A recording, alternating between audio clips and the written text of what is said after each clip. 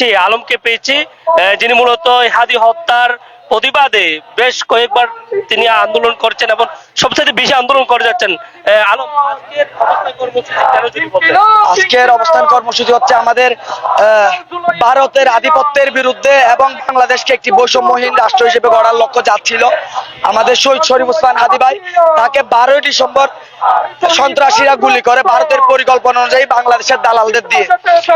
তো 12ই ডিসেম্বরের পর আজকে 26-25 ডিসেম্বর চলে যাচ্ছে, এখন আমরা সঠিক বিচার পাইনি এবং যারা গুলি করেছে তাদের গ্রেপ্তার করতে পারেনি সরকার, বরঞ্চ তাদের বাইরে যারা রয়েছে তাদের আত্মীয় স্বজনকে গ্রেপ্তার করছে। ঘটনাস্থলের দিন দুপুরে একজন সন্ত্রাসী একটা রাজধানী শহর থেকে গুলি করে কিভাবে পালিয়ে যায় যদি সেখানে সরকারের এবং কোন রাজনৈতিক দলের ইন্ধন না থাকে? আমার সেই প্রশ্ন, এখানে সরকারেরও ইন্ধন আছে, কোন বড় রাজনৈতিক দলের ইন্ধন আছে। কারণ হাদি ভাই আমাদের সাংস্কৃতিক বন্ধনকে এত শক্ত করে গড়ে তুলছিল, যার কারণে বাংলাদেশে অন্য দেশীয় ভারতীয় যে সাংস্কৃতিক গুলো আছে সেগুলো আর যোগ্য হতো না। হাদি ভাইয়ের ইনকিলাব কালচারাল সেন্টারই বাংলাদেশের মানুষ যোগ্য মনে করত এবং এটি জনপ্রিয়তা পেত এবং বাংলাদেশের সংস্কৃতি যুগে যুগে আরো বৃদ্ধি পেত।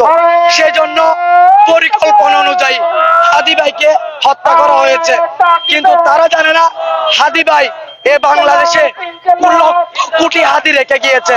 যারা হাদি ভাইয়ের অসমাপ্ত যে কাজটা রয়েছে সেটা পূর্ণ না হওয়া পর্যন্ত, অথবা তারাও শহীদ আমরাও শহীদ না হওয়া পর্যন্ত আমরা এই প্রতিবাদ করব, হাদি ভাইয়ের বিচার নিশ্চিত করব এবং সাথে সাথে আবরার ফারাদ ভাই, যাকে ছাত্রলীগের গুন্ডারা খুবই নৃশংসভাবে হত্যা করেছিল, ব্যাটের মধ্যে পেঁচিয়ে, যে ক্রিকেটের স্টাম্প আছে ব্যাট দিয়ে, সেটা আমরা দেখেছি, অনেক ছোট ছিলাম, সে বিচারও আমরা এখনো পাইনি। আমরা সে বিচার চাই, আমরা এই বিচার চাই। আমরা একটা সুন্দর বাংলাদেশ চাই, যে বাংলাদেশে বৈষম্য হবে না, যে বাংলাদেশে ভারতের দালালি হবে না, যে বাংলাদেশে ভারতের পাঁচে কোন দল ক্ষমতায় আসতে চাইবে না। আমরা তেমন একটা বাংলাদেশের জনগণকে উপহার দিতে চাই।